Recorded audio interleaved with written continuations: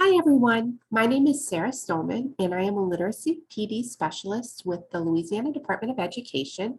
And today I am going to share with you information about our sound wall resource. I'm going to show you where you can locate our comprehensive sound wall resource, how you can best use the sound wall resource to support literacy instruction in your classroom, and answer hopefully many of the questions that you have about the best way to use this resource. So let's go ahead and get started. The very first thing that I want to do is I want to show you guys exactly where you can locate the resource. So if you come to our Louisiana Literacy landing page, you will see that we have a lot of information here about Louisiana literacy. But if you scroll down, you come here and you can click on the button right here that says Literacy Library. It's a crawfish on it. And when you get here, what you're going to do is you're going to jump right into Instruction, Intervention, and Extensions. And this is where you'll be able to locate the sound wall resource. So if you click on that, you will come in here and you will see right here in the very top box, we have our sound wall instructions and template. So a lot of what I'm going to tell you guys is actually included in our instructions for the sound wall. But I'll just go over it today with you just in case. But if you want additional information, we do have quite a bit of information included in the instructions for this resource. So if you click there, you're going to see everything that you need to implement a sound wall within your classroom. Now, one of the big questions that we get is, what is the difference between a sound wall and what we've typically referred to as a word wall? So if you've been teaching for a while, you may have used word walls in the past. And when we think about a word wall, we think about a wall that has all of the 26 letters of the alphabet posted. And then we include under each of those letters words that start with that letter. So we might have under the A, apple, and sometimes teachers will put students' names. So you'll have Ava, and then maybe under that you'll have about, just different words that you encounter and you will put on the word wall under the letter of the alphabet. Now, why we make the transition to sound walls is because we know that the most effective literacy instruction involves teaching students the sounds that letters and different letter combinations make and giving them the skills that they need to blend those sounds together. And so when we think about a word wall, we're not really paying attention to the sounds, but instead we're just paying attention to the letter. But in the example I gave you earlier, we think about how apple has a very different initial sound than Ava.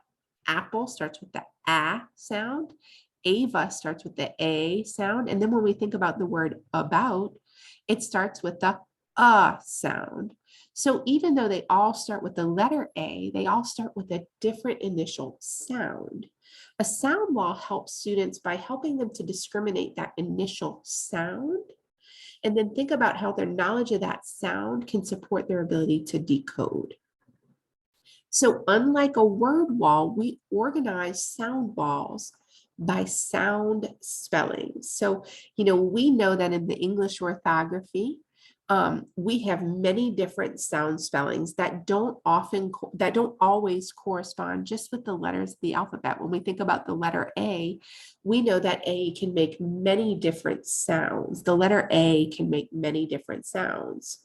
But we know that in English, we have about 44 different sounds that we typically hear. So we have 26 letters of the alphabet, but there are 44 sounds in the English language.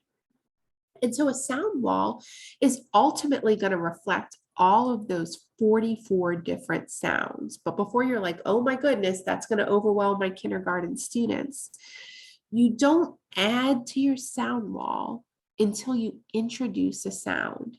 So before you've introduced a sound or sound spelling, your sound wall is going to be empty. You're not going to have anything on it.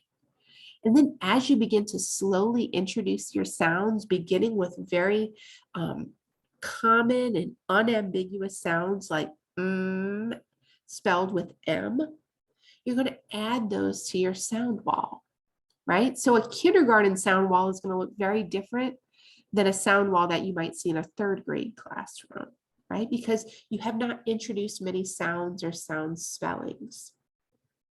So you add to the sound wall as you introduce these sounds. Now, what you're going to find here in our sound wall resource are all of the different phonemes. So when I say sounds, what I mean by that are phonemes, right? Phonemes are the smallest unit of sound in the English language. And we have 44 of these different sounds or phonemes in our language. In this table right here, it's kind of a cheat sheet.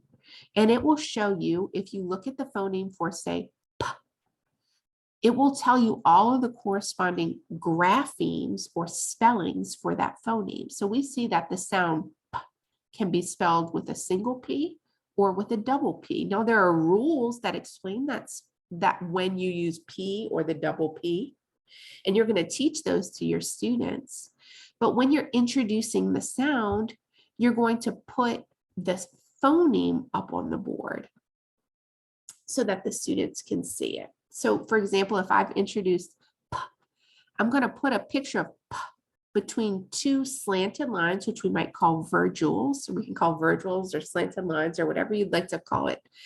And then I'm going to put any word that has that sound in it, regardless of the spelling. So what you're going to see is that, like, it could include words that have that P spelling or that double P spelling in it. Now here's an example of a sound wall. And you can see that a sound wall is also organized by the types of sounds, which we detail in this document. So the types of sounds can include stops, affricates, nasals, glides, liquids, or fricatives. And all of those are determined by what's happening with the mouth as those sounds are said. We also separate our consonant sounds and our vowel sounds, because when we think about consonant sounds include some sort of like obstruction in the mouth. So the tongue will hit the palate, the lips will be closed, and that's what distinguishes a consonant sound from a vowel sound. A vowel sound is distinguished from a consonant sound because it involves the free flow of air, right? The only thing that changes in a vowel sound is the shape of the mouth, which leads me to another important point about sound walls. Very often, sound walls will include mouth pictures so that students can have a sense of what the mouth is doing when those sounds are said. So you can see that the mouth, when you're saying the sound, is closed. And that helps students kind of model that if they encounter a word that they don't know. So if they see the spelling in a word, an spelling in a word, and they can't quite remember what it is, they can look to the sound wall and see a mouth pronouncing that sound, and that might help jog their memory, right? And so we see, again, that we have separated our sound wall by consonant sounds. And for this sound wall, those are displayed in green. And then vowel sounds, again, vowel sounds are distinguished by the free flow of air. And our vowel sounds are organized in a valley. And what you'll notice about this valley is that this valley reflects what's happening with the mouth as you say that sound. So when we think about ah sound, our mouth is wide open, and you're going to find that at the very bottom of the valley. Whereas when we're saying like the E sound, our mouth is just kind of spread apart. And so, and not open very widely. And so that's at the higher part of the vowel valley. And all of this is explained in detail here in our sound wall guidance. So don't feel like if you don't understand it right now, you can definitely go back to that to find it. Throughout the sound wall, you're also going to find all of the different cards that you need. You might want to print these out on cardstock. They are displayed between virgules, or these slanty lines. So you will have all of the 44 different phonemes organized on these cards. Here are your vowel sounds, and you can see that we indicate whether or not it is a long vowel sound or a short vowel sound. And then we have the schwa sound, and you'll think about with the schwa, you're going to display that upside down because the schwa is indicated by an upside down E. We have our controlled vowels, diphthongs, and of course, pictures of the mouths articulating the sounds. You can see those right here. And then we have everything that you need to organize your sound wall. Again, all of these resources are provided free of charge in the literacy library.